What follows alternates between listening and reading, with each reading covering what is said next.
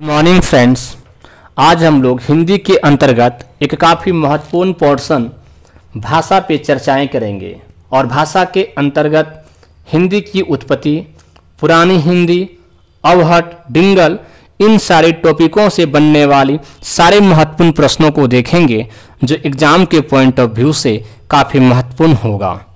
चलिए शुरुआत करते हैं और देखते हैं। जिन ध्वनि चिन्हों द्वारा मनुष्य परस्पर अपने विचारों को व्यक्त करता है उसे क्या कहते हैं? तो भाषा कहते हैं। यानी जिन ध्वनि चिन्हों से मनुष्य अपनी बातों को दूसरे के सामने रखता है या उसकी बातों को समझता है, सुनता है, उन सारी चीज़ों को भाषा कहते हैं। उन ध्वनि चिन्हों को भाषा कहते हैं। भाषा के कितने रूप होते हैं? तो भाषा के 3 रूप होते हैं। भाषा के 3 रूप होते हैं। भाषा है तो भाषा क्या है? तो भाषा एक अर्जित संपत्ति है। भाषा एक अर्जित संपत्ति है। भाषा के 3 रूप क्या होते हैं? यानी भाषा के जो 3 रूप पाए जाते हैं वो कौन कौन से हैं? तो मौखिक भाषा, लिखित भाषा, सांकेतिक भाषा। मौखिक, लिखित और सांकेतिक, यही भाषा के 3 रूप होते हैं। लिखित भाषा में विचारों को कैसे व्यक्त करते हैं? यानी लिखित जब भाषा होती है तो उस भाषा में अपने विचार को हम कैसे व्यक्त करते हैं? तो लिख के करते हैं, लिख कर करते हैं। हिंदी को विकास प्रदान करने वाली भाषा कौन सी है? तो हिंदी का जो विकास हुआ है वो अपभ्रंश भाषा से हुआ है और इसीलिए अपभ्रंश भाषा को हिंदी को विकास प्रदान करने वाली भाषा कही जाती है। आधुनिक भाषा विज्ञान का जनक कौन है? आधुनिक भाषा विज्ञान का जनक कौन है? तो सोश्योर हो जाएगा। ये आधुनिक हिंदी भाषा विज्ञान का जनक के रूप में जाने जाते हैं। भारतवर्ष के लिए हिंदी भाषा का नाम सबसे पहले किसने सुझाया? तो मदन मोहन मालवीय जी ने। मदन मोहन मालवीय जी ने भारतवर्ष के लिए सबसे पहले हिंदी भाषा का सुझाव किया था। भाषा संबंधी भूल को क्या कहते हैं? तो भाषा से संबंधित जो भूल होती है उसे त्रुटि कहा जाता है। कौन सी हिंदी की उपभाषा नहीं है? तो मराठी। मराठी एक ऐसी भाषा है जिसे हिंदी की उपभाषा नहीं कही जाती है। सही विकल्प चुनिए। भाषा अस्थायी होती है तो कौन सी भाषा है जिसे अस्थायी की संज्ञा दी गई है? तो मौखिक भाषा एक ऐसी भाषा है जिसे अस्थायी की संज्ञा दी गई है, यानी फिक्स नहीं होती है। बोलचाल की भाषा परिवर्तन होती रहती है। मुस्लिम शासकों के समय भारत में न्यायालयों की भाषा कौन सी थी? यानी जब मुस्लिम का शासक भारत में था उस टाइम में भारत की जो न्यायालय थी उनकी भाषाएं क्या थी? तो अरबी और फारसी। विश्व में बोली जाने वाली विभिन्न भाषाओं में हिंदी भाषा का कौन सा स्थान है? यानी विश्व में जितनी भाषाएं बोली जाती है उन भाषाओं में हिंदी का स्थान क्या है? तो चौथा स्थान है। और आप जानते होंगे प्रथम स्थान जो है वो चाइना का जो भाषा है मंदारिन, वही भाषा प्रथम स्थान पे है और चौथी स्थान पे भारत की हिंदी भाषा है। विज्ञान की दृष्टि में प्रयत्न लगाव का अर्थ क्या होता है? तो राइट आंसर हो जाएगा उच्चारण की सुविधा प्रयत्न लगाव का अर्थ होता है। हिंदी भाषी राज्य के अंतर्गत कौन सा राज्य नहीं है? तो महाराष्ट्र एक ऐसा राज्य है जो हिंदी भाषी राज्य के अंतर्गत नहीं आता है और यहाँ की भाषा मराठी है जो हिंदी से मिलती जुलती नहीं है। कहने का मतलब है कि हिंदी की उपभाषा नहीं है, हिंदी की उपभाषा मराठी नहीं है और यही जो महाराष्ट्र है वो हिंदी भाषी राज्य के अंतर्गत नहीं आता है।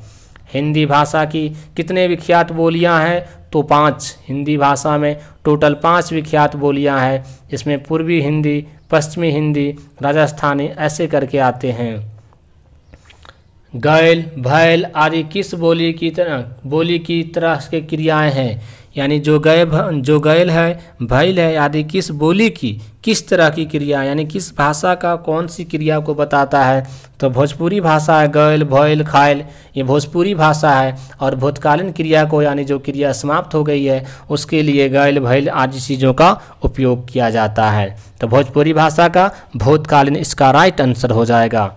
आधुनिक भाषाओं में से किसका संबंध अपभ्रंश की पैशाची बोली से है? अपभ्रंश की पैशाची बोली से है तो कौन सी भाषा हो जाएगी? तो पंजाबी भाषा का। किस भाषा का?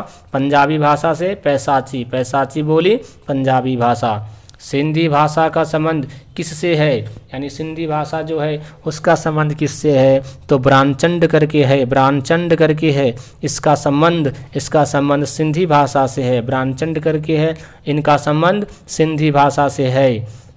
हिंदी में अधिकांश शब्द किस भाषा से आए हैं? यानी हिंदी की जो भाषा है वो भाषा में जो शब्द आए हैं वो किस भाषा से आए हैं? तो संस्कृत भाषा के काफ़ी ज़्यादा शब्द हिंदी में इस्तेमाल किए जाते हैं। हिंदी किस परिवार की भाषा है? हिंदी किस परिवार की भाषा है? तो हिंदी की जो परिवार है वो भरोपिये परिवार की भाषा हिंदी है। आस्ट्रिक परिवार की प्रमुख भाषा क्या है? यानी आस्ट्रिक परिवार जो होते हैं उसकी प्रमुख भाषा होती है मुंडा। आस्ट्रिक परिवार की जो प्रमुख भाषा होती है वो मुंडा होती है दोस्त। नेक्स्ट क्वेश्चन है एकाक्षरी भाषा परिवार से, एकाक्षरी भाषा परिवार से तात्पर्य है? तो इसका तात्पर्य है चिन्नी भाषा का परिवार। एकाक्षरी भाषा परिवार का मतलब होता है चिन्नी भाषा परिवार। निम्न में कौन सी प्राचीन भाषा नहीं है? जो दी गई है 4 ऑप्शन, इनमें से कौन सी प्राचीन की भाषा नहीं है? तो राइट आंसर हो जाएगा दोस्त पंजाबी। यानी पंजाबी जो भाषा है वो प्राचीन की भाषा नहीं है, जबकि प्राकृत, अपभ्रंश और संस्कृत जो है प्राचीन समय से ही बोली जा रही है। निम्न में द्रविड़ परिवार की भाषा कौन सी है? तो कन्नड़ जो है, तमिल जो है, तेलुगु जो है, ये सारे द्रविड़ परिवार की भाषा आते हैं। तो यहाँ राइट आंसर हो जाएगा कन्नड़। मध्यकालीन भारतीय आर्य भाषा का काल क्या था? यानी मध्यकालीन जो भारतीय थे आर्य भाषा का काल क्या था? तो 500 ईस्वी पूर्व से 1000 ईस्वी तक, यानी आर्य भाषा जो बोला जा रहा था मध्यकालीन भारत में उसका काल जो था 500 ईसा पूर्व से 1000 ईस्वी तक था। कन्नड़ का संबंध किस भाषा परिवार से है? कन्नड़ का संबंध किस भाषा परिवार से है? तो कन्नड़ जो है वो द्रविड़ भाषा परिवार की है। कन्नड़ की जो भाषाएं हैं वो द्रविड़ भाषा परिवार की है। आधुनिक भारतीय आर्य भाषाओं के उदय के पूर्व, आधुनिक भारतीय आर्य भाषाओं के उदय के पूर्व आर्य भाषा का कौन सा रूप विद्यमान था? यानी आधुनिक जो आर्य भाषा का उदय हुआ है इससे पहले आर्य भाषा का कौन सा रूप विद्यमान था? तो इसका राइट आंसर हो जाएगा दोस्त अपभ्रंश। इसका राइट आंसर हो जाएगा अपभ्रंश। हिंदी का मानक रूप किस भाषा से विकसित हुआ है? हिंदी का अगर मानक रूप की बात करेंगे तो मानक रूप जो है वो खड़ी बोली से विकसित हुआ है। मानक रूप खड़ी बोली से विकसित हुआ है। सूरदास ने किस भाषा में सूरसागर की रचना की है? सूरदास ने जो रचनाएं की है सूरसागर, ये किस भाषा में की है? तो ब्रज भाषा में की है। इनमें से कौन सी बोली मध्य प्रदेश की बोलियों में से नहीं है? यानी मध्य प्रदेश में जितनी भाषाएं बोली जाती है उनमें से जो ऑप्शन दिए हुए उनमें से कौन सी ऐसी भाषा है जो मध्य प्रदेश में नहीं बोली जाती है? तो इसका राइट आंसर हो जाएगा दोस्त बांगर एक ऐसी भाषा है जो मध्य प्रदेश राज्य के अंतर्गत नहीं बोली जाती है। राघंडी बोली कहाँ बोली जाती है? यानी राघंडी एक जो बोली है, एक जो भाषा है, वो इस भाषा का प्रयोग कहाँ की जाती है? तो इस भाषा का प्रयोग हरियाणा में की जाती है। राघंडी का प्रयोग हरियाणा में की जाती है। भोजपुरी बोली की उत्पत्ति हुई है, यानी जो भोजपुरी भाषाएं हैं इसकी उत्पत्ति कहाँ से हुई है? तो जो मगधी, जो अर्ध मगधी है ना, मगधी अपभ्रंश से हुई है। मगधी अपभ्रंश से भोजपुरी बोली की उत्पत्ति हुई है। हिंदी भाषा की उत्पत्ति हुई है। हिंदी भाषा की उत्पत्ति कहाँ से हुई है? तो या तो अपभ्रंश दिया रहेगा दोस्त, या तो शोरसेनी रहेगा, या फिर शोरसेनी अपभ्रंश रहेगा। तो राइट आंसर हो जाएगा शोरसेनी अपभ्रंश। नेक्स्ट क्वेश्चन है दोस्त, हिंदी भाषा की मूल उत्पत्ति किससे मानी जाती है? यानी हिंदी भाषा का जो उत्पत्ति हुआ उसकी मूल उत्पत्ति मानी जाती है शोरसेनी अपभ्रंश को। खड़ी बोली हिंदी का विकास किस भाषा से हुआ है? खड़ी बोली हिंदी का जो विकास हुआ है वो किस भाषा से हुआ है, तो अपभ्रंश की भाषा से। अपभ्रंश की भाषा से खड़ी बोली हिंदी का विकास हुआ है। ब्रज भाषा का विकास किस अपभ्रंश से हुआ है, ब्रज भाषा का विकास किस अपभ्रंश से हुआ है, तो शोरसेनी। शोरसेनी, क्योंकि ब्रज भाषा भी हिंदी का ही एक रूप है।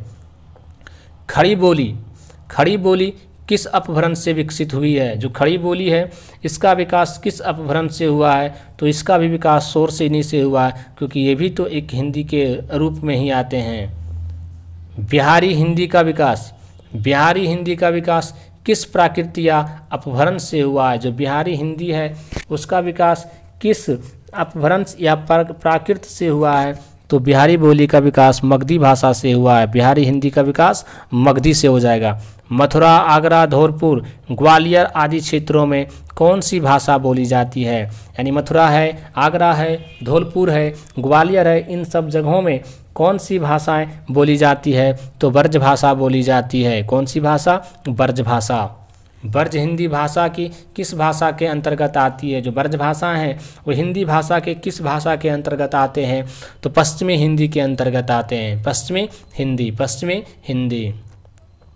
पश्चिमी हिंदी की कितनी बोलियां हैं, पश्चिमी हिंदी की कितनी बोलियां हैं, तो इसकी 5 बोलियां हैं। जो पश्चिमी हिंदी है दोस्त, इसकी 5 बोलियां हैं। खड़ी बोली हिंदी की उत्पत्ति हुई है। खड़ी बोली जो है हिंदी है इसकी उत्पत्ति हुई है, तो कहाँ से हुई है इसकी उत्पत्ति, तो राइट आंसर हो जाएगा शोरसेनी अपभ्रंश से। खड़ी बोली कहे या ब्रज बोली कहे, ये दोनों का विकास शोरसेनी अपभ्रंश से हुआ है, और हिंदी का तो दोस्त शोरसेनी अपभ्रंश से हुआ ही है।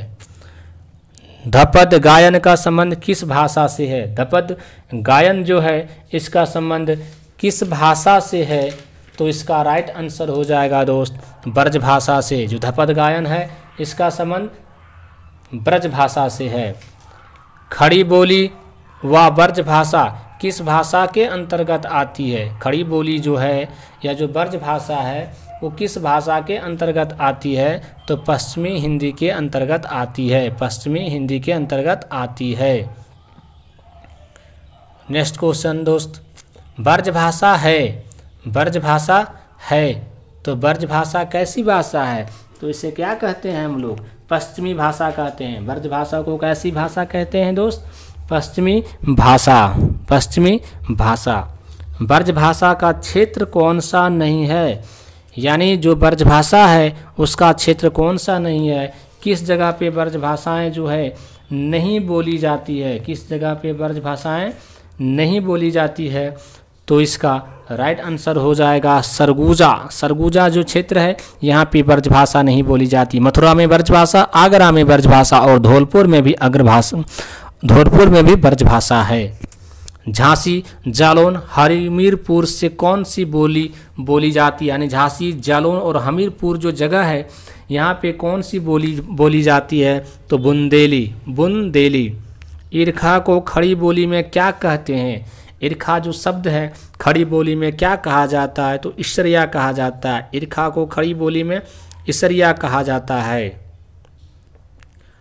औचट, औचट को खड़ी बोली में क्या कहते हैं, औचट को खड़ी बोली में क्या कहते हैं, तो जोरदार कहते हैं, जोरदार।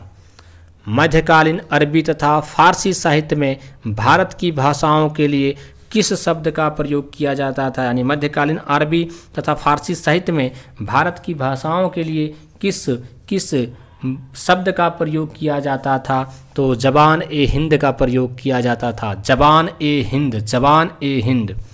खालिक बारी किसकी रचना है, खालिक बारी किसकी रचना है, तो अमीर खुसरो जी की रचना है खालिक बारी।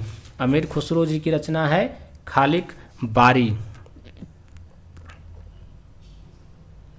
हिंदी के उद्भव का सही क्रम बताएं, यानी हिंदी का जो उद्भव हुआ है इसका सही क्रम बताएं, तो इसका सही क्रम है पाली, प्राकृत, अपभ्रंश और अवहट, यानी पहले प्राकृत हुई, पाली हुई, फिर प्राकृत, फिर अपभ्रंश और अंत में अपहट का रूप लिया है।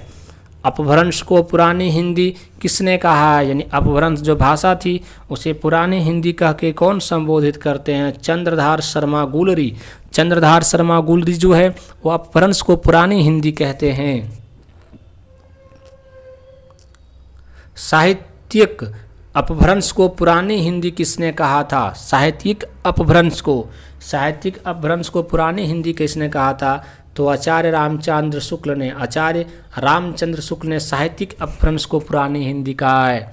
अपभ्रंश की उत्तरकालीन अवस्था का नाम है। अपभ्रंश की उत्तरकालीन अवस्था का नाम है, तो राइट आंसर हो जाएगा अवहट। अवहट उत्तरकालीन व्यवस्था जो है अपभ्रंश की, उसको अवहट के नाम से जाना जाता है। शोरसेनी अपभ्रंश से किस उपभाषा का विकास हुआ है? शोरसेनी जो उपभ्रंश है उससे किस भाषा का विकास हुआ है? तो यहाँ पे जो दी गई है उसमें से राजस्थानी भाषा है जो, उसका शोरसेनी अपभ्रंश से विकास हुआ है। शोरसेनी अपभ्रंश से। अपभ्रंश और पुरानी हिंदी के मध्य का समय कहा जाता है। अपभ्रंश और पुरानी हिंदी के मध्य का समय जो था उसे संक्रांति काल कहा जाता है। संक्रांति काल कहा जाता है। खड़ी बोली हिंदी में सर्वप्रथम रचना करने वाले कवि का नाम क्या है? तो अमीर खुसरो। अमीर खुसरो जो थे खड़ी बोली में हिंदी में सबसे सर्वप्रथम रचना की थी। अपभ्रंश को प्रकृताभास हिंदी किसने कहा है? अपभ्रंश को प्रकृताभास हिंदी किसने कहा है? तो रामचंद्र शुक्ल जी ने अपभ्रंश को प्रकृताभास हिंदी कहा है। रामचंद्र शुक्ल जी ने।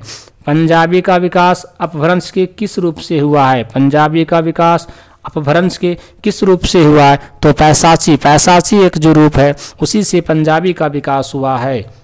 बिहारी, बंगला, उड़िया और असमिया भाषाओं का उद्भव किस अपभ्रंश से हुआ है? यानी बिहारी एक भाषा है, बांग्ला है, उड़िया है और असमिया है। इसका विकास किस अपभ्रंश से हुआ है? तो मगधी अपभ्रंश से। मगधी अपभ्रंश से।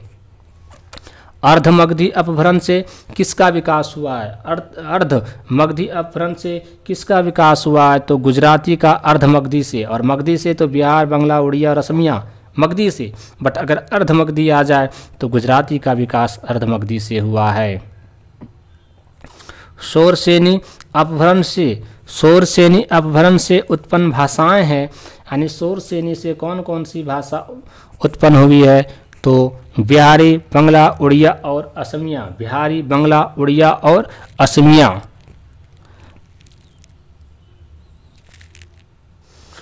तो राइट आंसर हो जाएगा बिहारी, बंगला, उड़िया और असमिया। नेक्स्ट क्वेश्चन है दो, हिंदी भाषा का उद्भव हुआ है। हिंदी भाषा का उद्भव हुआ है, तो हिंदी भाषा का उद्भव हुआ है शोरसेनी अपभ्रंश से। शोरसेनी अपभ्रंश से। अवधी का उद्भव किस अपभ्रंश से हुआ है? अवधी का उद्भव किस अपभ्रंश से हुआ है? तो अवधी का जो उद्भव है दोस्त वो अर्धमगधी से हुआ है। अर्धमगधी से हुआ। दोस्त यहाँ पे जो ये क्वेश्चन है शोरसेनी अपभ्रंश से उत्पन्न भाषाएं हैं, तो दोस्त इसे एक बार आप लोग ज़रूर क्रॉस चेक करिएगा, क्योंकि बुक में इसका आंसर बिहारी, बंगला, उड़िया और असमिया दिया है, बट मेरे अकॉर्डिंग ये थोड़ा गलत हो सकता है, रॉन्ग हो सकता है दोस्त। इसीलिए जो 64 नंबर की क्वेश्चन है इसे आप लोग दोबारा क्रॉस चेक कर लेना नेट से दोस्त। कचहरियों में हिंदी प्रवेश आंदोलन का मुख्य पत्र किस पत्र को कहा जाता है? कचहरियों में हिंदी प्रवेश आंदोलन का मुख्य पत्र किस पत्र को कहा जाता है? तो राइट आंसर है भारत मित्र को। भारत मित्र को। भारत मित्र को। नागरी प्रचारिणी सभा का स्थापना वर्ष है। नागरी प्रचारिणी सभा का स्थापना वर्ष है तो 1893 ईस्वी को। 1893 ईस्वी को। नागरी प्रचारिणी सभा के संस्थापक में से थे, यानी जो नागरी प्रचारिणी 1893 में इस सभा की जो स्थापना की गई उसके संस्थापक में कौन कौन थे? तो शिव कुमार सिंह और बाबू शमसुंदर दास। शिव कुमार सिंह और बाबू शमसुंदर दास। काशी नगरी प्रचारिणी सभा के संस्थापकों में से कौन नहीं है? यानी यहाँ जो ऑप्शन है उनमें से कौन काशी नागरी प्रचारिणी सभा के संस्थापक में से नहीं थे? तो रामचंद्र शुक्ल जी इसमें शामिल नहीं थे। शिव कुमार सिंह शामिल थे, शमसुंदर दास जी भी शामिल थे और राम नारायण मिश्र भी शामिल थे, बट रामचंद्र शुक्ल जी शामिल नहीं थे। फोर्ट विलियम कॉलेज की स्थापना कब हुई? कलकत्ता में जो फोर्ट विलियम कॉलेज की स्थापना की गई थी वो 1800 ईस्वी को होता है। 1800 ईस्वी को होता है, जो जीएस का भी काफ़ी महत्वपूर्ण प्रश्न है दोस्त।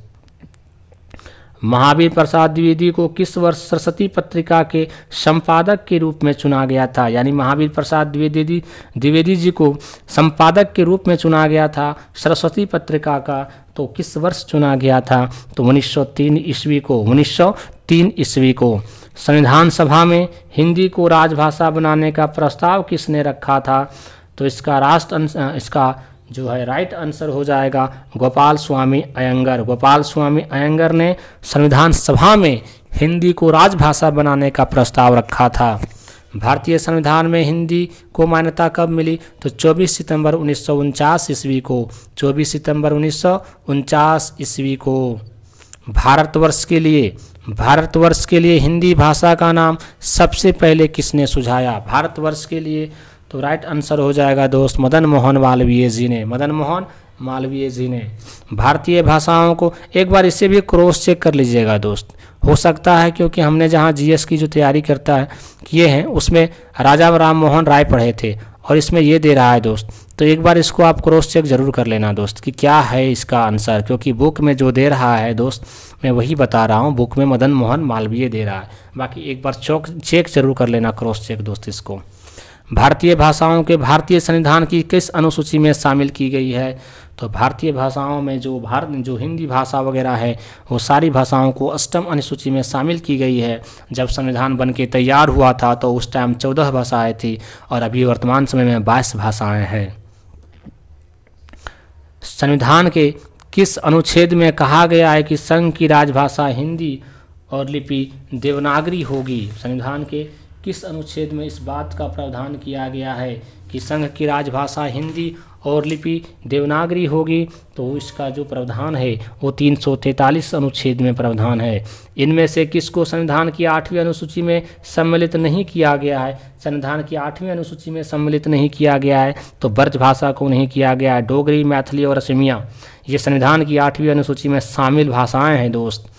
फोर्ट विलियम कॉलेज की स्थापना कहाँ हुई थी? तो ये इसका स्थापना हो जाएगा राइट आंसर दोस्त कलकत्ता में। यानी ये जो फोर्ट विलियम कॉलेज है इसकी स्थापना कलकत्ता में होती है 1800 ईस्वी को। जीएस का भी काफ़ी महत्वपूर्ण प्रश्न है। राजस्थान की भाषा के लिए राजस्थानी शब्द का प्रयोग सर्वप्रथम किसने किया? यानी राजस्थान में जो राजस्थानी भाषाएं बोली जाती है तो राजस्थानी शब्द का प्रयोग सबसे पहले करने वाले व्यक्ति का नाम है George Abraham Grierson. George Abraham Grierson. Marwari, Mewari, बंगाड़ी। मरवाड़ी, मेवाड़ी, बंगड़ी राजस्थान के किस क्षेत्र की प्रमुख बोलियाँ? यानी मरवाड़ी, मेवाड़ी वगैरह जो भाषाएं हैं वो राजस्थान के किस क्षेत्र में बोली जाती है? तो पश्चिमी राजस्थान में बोली जाती है। पश्चिमी राजस्थान में बोली जाती है। पूर्वी राजस्थान की प्रमुख बोलियां है। पूर्वी राजस्थान की प्रमुख बोलियां है तो इसका हो जाएगा हाड़ी और हड़ौती। हाड़ी और हड़ौती जो भाषाएं हैं वो पूर्वी राजस्थान में बोली जाती है। पूर्वी राजस्थान में बोली जाती है। पूर्वी राजस्थान का साहित्यिक रूप है, यानी पूर्वी राजस्थान में जो साहित्य का रूप पाया जाता है वो साहित्य रूप है पिंगल। पिंगल, पिंगल। पश्चिमी हिंदी और राजस्थानी के मध्य सेतु का कार्य करता है, यानी पश्चिमी हिंदी और राजस्थानी भाषाओं के बीच में जो सेतु का जो पुल का काम करता है उस भाषा को मेवाती कहते हैं। उस भाषा को मेवाती कहते हैं जो पुल का काम, सेतु का काम करता है। लालदासी एवं चरणदासी संप्रदायों का साहित्य किस भाषा में रचना गया है? यानी जो लालदासी एवं चरणदासी जो संप्रदाय हैं उनकी जो साहित्यिक रचनाएं हैं उनकी रचनाएं किस भाषा में है? तो मेवाती भाषा में है उनकी रचनाएं, मेवाती भाषा में। कवि सूर्यमल मिश्रण की रचनाएं किस भाषा में? कवि हैं एक जिनका नाम है सूर्यमल मिश्रण। सूर्यमल मिश्रण उनकी जो रचनाएं है किस भाषा में है? तो हड़ौती भाषा में। हड़ौती भाषा में कवि सूर्यमल मिश्रण की रचनाएं हैं। चारण शैली को किस नाम से जाना जाता है? एक जो लिखने की शैली है चारण शैली, उसे किस नाम से जाना जाता है? तो डिंगल के नाम से जाना जाता है। डिंगल के नाम से जाना जाता है चारण शैली को। मेवाती, हड़ौती व ढूंढारी का मिश्रित रूप है। मेवाती, हड़ौती व ढूंढारी का मिश्रित रूप मिला जुला रूप है तो खैराड़ी यानी ये खिचड़ी है, मिक्सर है जिनमें मेवाती, हड़ौती और व ढूंढारी शब्दों का, ढूंढारी भाषाओं के शब्दों का प्रयोग किया गया है। डिंगल क्या है? डिंगल क्या है? तो एक साहित्यिक शैली है। डिंगल क्या है? एक साहित्यिक शैली है। डिंगल एक साहित्यिक शैली है डिंगल। थैंक यू दोस्त फॉर वॉचिंग वीडियो। अब हम लोग नेक्स्ट वीडियो में देखेंगे भाषा के विभिन्न रूप। भाषा के विभिन्न रूप।